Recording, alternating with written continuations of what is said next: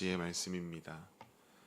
사도행전 15장 12절로 29절까지의 말씀, 제가 가진 성경 215페이지입니다.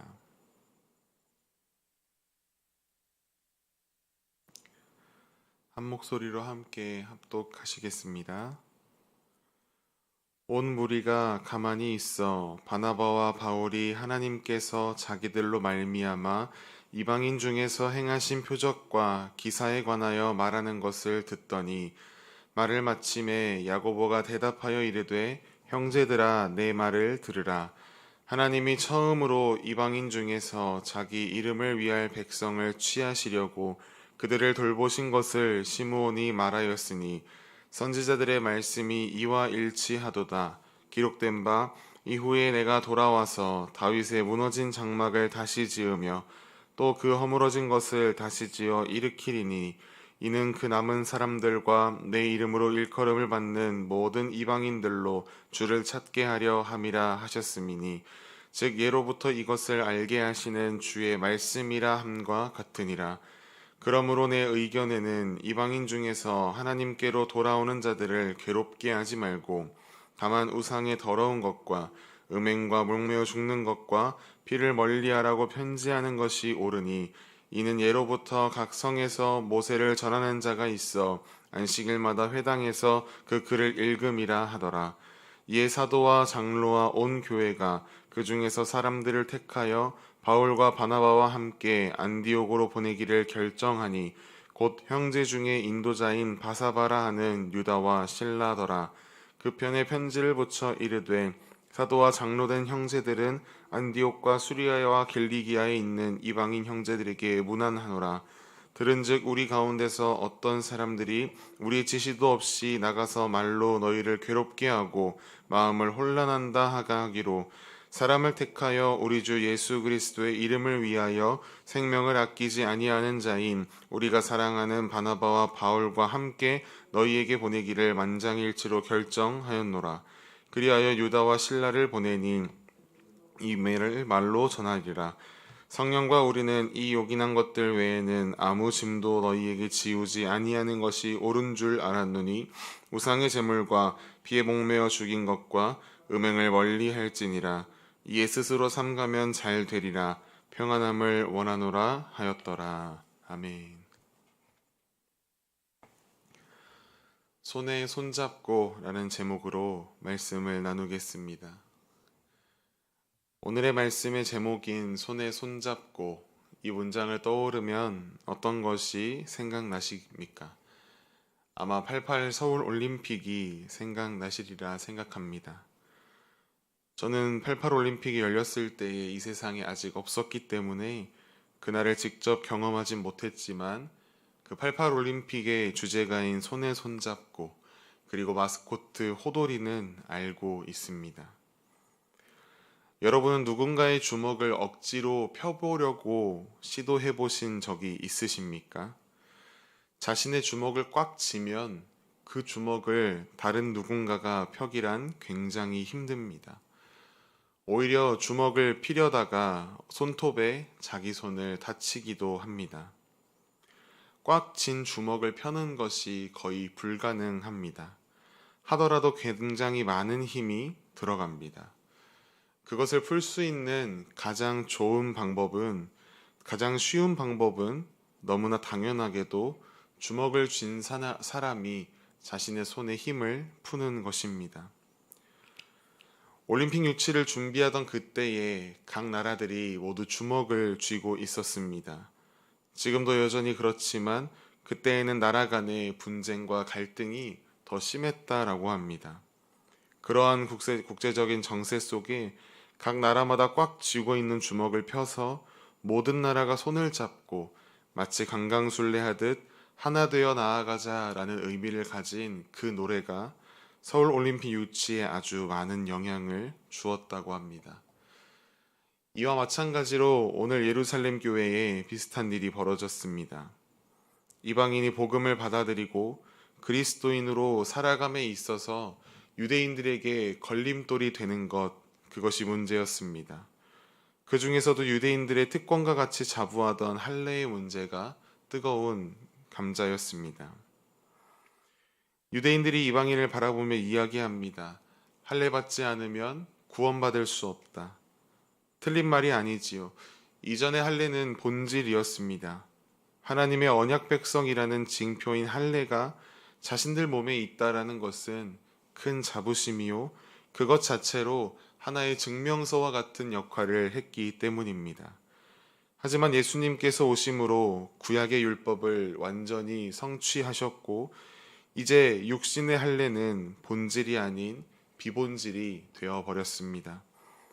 그래서 사도 바울은 하나님께서 믿음으로 이방인의 마음을 깨끗하게 하사 우리나 그들이나 차별하지 않으셨다라고 그들의 주장에 맞서서 이야기했습니다. 오늘 본문에 이르러 그 말을 들은 모든 무리가 조용합니다. 바나바와 바울이 하나님께서 자신들을 통하여 이방인들에게 행하신 놀라운 역사들을, 그 복음의 역사들을 증거합니다. 그리고 그들의 말이 끝나자 야고보가 베드로의 주장을 근거로 대답합니다. 오늘 본문 14절부터 17절의 말씀, 그것들을 정리하면 이미 선지자들이 이방인의 구원에 대하여 예언하고 있다라는 것입니다. 야고보가 인용한 구절은 아모스서의 말씀입니다. 이방인의 구원은 이미 하나님께서 세상을 창조하실 때부터 계시하셨다라는 이야기를 이 말씀을 근거로 설명합니다. 이어지는 19절에서 21절까지의 말씀이 야고보가 낸 해결 방안입니다.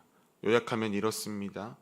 이방인들에게 유대인들에게 요구되었던 정결 예법이라든지 모세의 율법을 문자 그대로 지키는 등 그런 일들을 지키라고 말하지 말자라는 것입니다. 그저 강요하지 맙시다라고 하는 소극적인 제안이 아니라 아예 할례를 요구하지 말자라고 하는 강력한 제안을 야고보가 내놓았습니다. 이제 할례는 구원을 이루는 본질이 아니기 때문에 자신들이 그동안 누려왔던 특권의 표식인 할례를 포기하자라는 결론이었습니다. 하지만 원칙이 해결되어도 남아있는 것이 있습니다. 유대인들과 이방인의 하나됨을 방해하는 실질적인 문제들이 남아 있었습니다. 이에 야고보는 할례를 강조할 것이 아니라 유대인들이 꺼려하지만 이방인들의 관행으로 여겨지는 그들 속에 있었던 문화인 간음, 살인, 우상숭배, 피를 가까이 하는 것, 이와 같은 행동들을 금하자라는 의견을 제시합니다. 이방인들 또한 이미 각 성에서 유대인들의 율법을 들으며 그들이 꺼려하는 것이 무엇인지 그것을 잘 알고 있었기 때문에 그것이 이방인들에게 무리가 되지 않을 것이다 라고 하는 야고보의 제안, 그리고 그 제안에 그곳에 모인 모든 사람들이 동의하였습니다. 이 모든 것을 하나님께서 주도해 가셨습니다. 그들이 회의를 마치고 이방인들에게 회의에서 결정된 내용들을 편지에 적어 유대와 신라의 편에 보냅니다. 그 편지에는 믿음으로 구원받는다라고 하는 사실 외에 할례와 같은 비본질에 대하여 너희에게 강요하지 않겠다라는 내용이 적혀 있었습니다. 사도행전 15장 31절에 이방인 그리스도인들이 그 글을 받아 듣고 그 편지 속에 있는 위로의 말을 듣고 기뻐하였다라고 기록하고 있습니다. 유대인들이 자신들이 쥐고 있었던 율법 그리고 할례라고 하는 그 주먹을 폈을 때 이방인들의 구원을 용납할 수 있었습니다. 또한 이방인들이 자신들의 관행이라고 하는 주먹을 폈을 때에 그리스도인 공동체 안으로 완전히 들어올 수 있게 되었습니다. 그리고 그 모든 결정함에 있어서의 가장 길잡이가 되었던 것은 무엇보다도 하나님의 말씀이었습니다. 말씀에 근거한 결정이 교회의 화합과 연합을 가져왔습니다. 그리고 이를 통해 은혜의 복음이 이방으로 더욱 힘을 얻어 널리 전파되었습니다. 말씀에 비추어 살펴보았을 때에 과연 우리의 삶에 복음이 전파되는 것에 대한 걸림돌은 무엇입니까? 우리는 어떤 주먹을 쥐며 대항하고 있습니까? 예수님께서 십자가를 지신 이유는 교회의 전통, 문화, 이전부터 당연시 그래왔던 관념들 때문이 아니라 오직 한 영혼을 구원하시기 위함임을 우리는 기억해야 합니다. 그리하였을 때에 오늘 본문에 등장한 예루살렘 공동체처럼 자신들이 쥐고 있었던 주먹, 우리가 놓지 못하고 꽉 쥐고 있는 그 주먹을 펼 수 있습니다. 한 영혼을 구원하고자 하시는 하나님의 뜻을 이루어드리기 위해 오늘 우리가 펴야 하는 주먹은 무엇입니까? 우리는 어떻게 하면 그 주먹을 펼 수 있겠습니까?